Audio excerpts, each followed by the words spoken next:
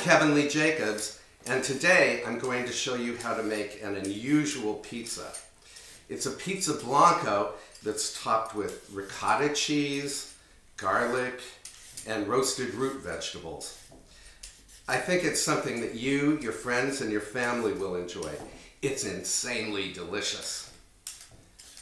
And to start, you need to prepare the root vegetables.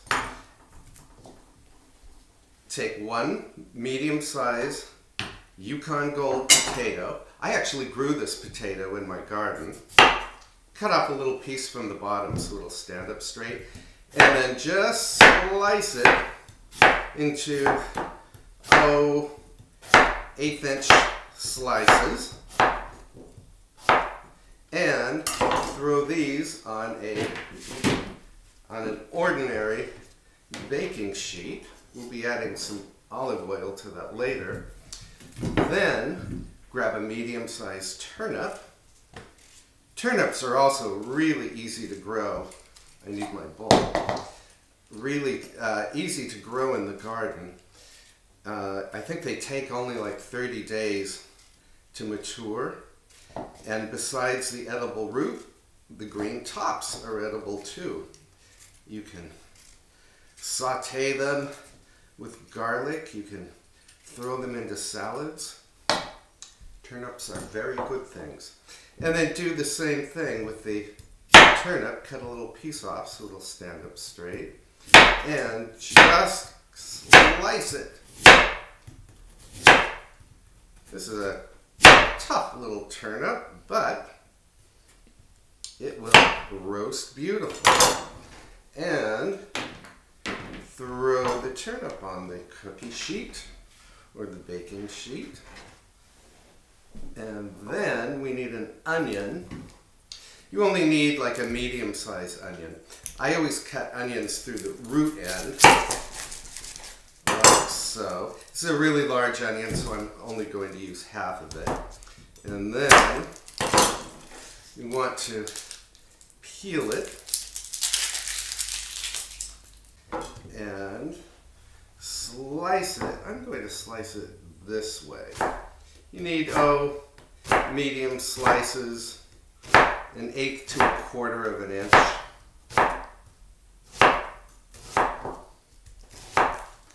And these two get thrown on the baking sheet.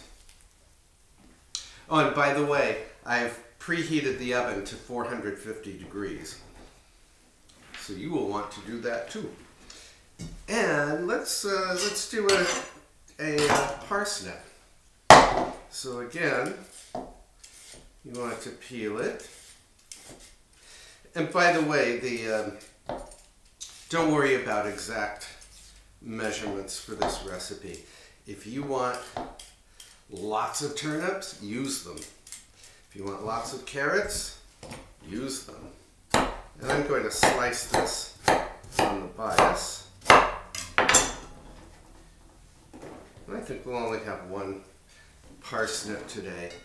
And then we need some carrot. You could use just one carrot, or you could do several if you really like carrots. Now we already have lots of round vegetables, so I think I'm going to make little matchsticks with these. So you cut them about 1.5 inches long and just make little cuts like this. And there we go. And then we'll grab some olive oil. And we need to grease these vegetables. Just sprinkle some olive oil on. And let's add some salt. Nice pinch. That's maybe 1/8 to 1/4 of a teaspoon. Where's my pepper? Here it is. And put some freshly ground black pepper on the root vegetables. Toss them up with your impeccably clean fingers.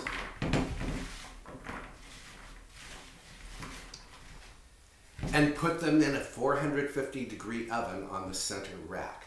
You want to roast them for 30 to 40 minutes, but every 10 minutes, grab it, remove them from the oven, give them a toss with a spatula so that nothing really burns. You want them to caramelize, to brown a little bit, but not to burn. So every 10 minutes, give them a little toss and then put them back in the oven. And I'll be right back with the roasted root vegetables. So our root vegetables are now fully roasted, and boy, do they smell good. I can't wait to taste them. So we'll put this aside for a moment, and then we have to grab a couple of cloves of garlic, and we're going to smash them. I like to use a water glass. It's the easiest way to get the skins off.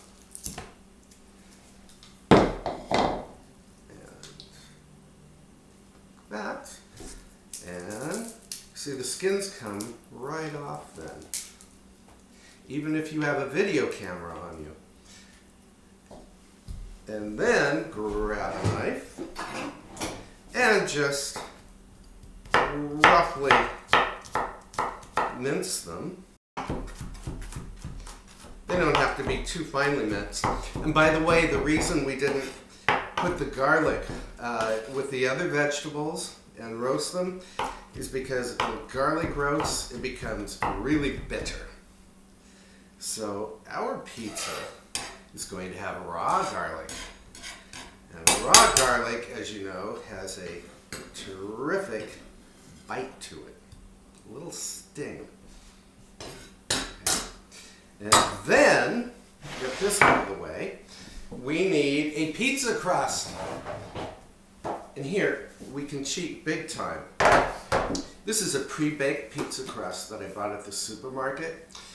The nice thing about using a pizza crust is that when you bake it again in the oven, it becomes super crisp, crackling crisp. You'll see in a moment. So we're going to move these out of the way so you can see.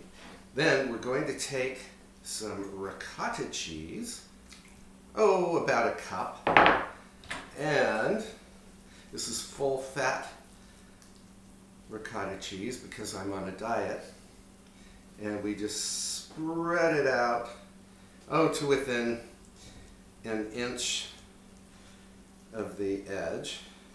I'm going to have a little border around there, and again, never aim for perfection when you're cooking.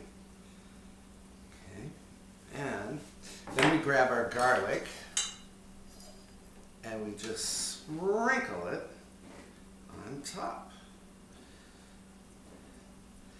Add a little more here. I want to use all of that garlic. I think garlic has a lot of good health properties. I just can't recall what they are right now. Then take your roasted root vegetables and just distribute them evenly on top. Bet you never thought of putting slices of potato on a pizza, did you? This is a fairly healthy pizza though, because the carrots and the parsnips and the onion provide good fiber. They probably have good minerals and vitamins. I know that carrots have beta carotene, and we all need beta carotene in our lives. Then I'm going to take some Italian seasonings. You can buy this already bottled in any supermarket. It has oregano or oregano, and I think marjoram and some basil. I'll put a little bit more in here. You need about a teaspoon. But again, you do you. You use as much as you'd like. And then we take some grated Asiago cheese. Any hard cheese will work. You could use Parmesan, for instance. You could even use mozzarella, but yeah, it's kind of ordinary for pizza. I like to be a little unorthodox with my pizza making. And we're going to sprinkle about a half cup over the top. And then we will lower the oven temperature to 425. And this will bake until the crust starts to brown at the edge and turns really, really crisp. And the cheese melts, and that will take 10 to 12 minutes. So I'll be right back. Okay, our pizza's ready. And by the way, I forgot to tell you that I put the crust on a rimless baking sheet so that I would be able to slide it directly onto the oven rack. If you don't have a rimless baking sheet, you can use a regular baking sheet with a rim and just turn it upside down. The idea is to be able to slide it into the oven. When the pizza cooks on an oven rack, it gets extra crisp. So I'm going to retrieve the pizza.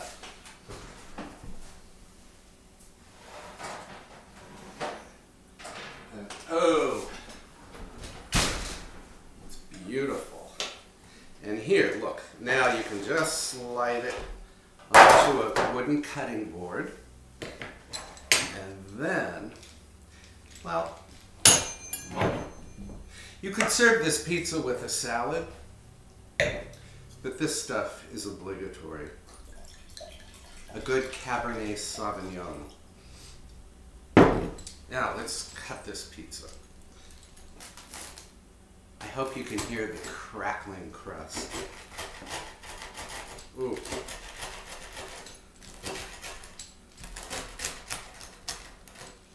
Oh, terrific. And that's one serving. No. I think we can get 4 servings out of this. You could even make this pizza for a cocktail party and just cut it into 8 pieces. Maybe I'll cut one of these quarters into an 1/8. And look at this. Oops.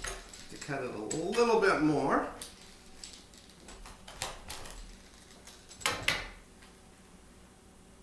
And here we go. And no floppy pizza.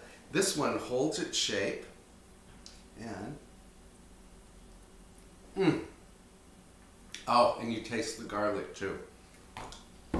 And that's all for today. I'll see you next time.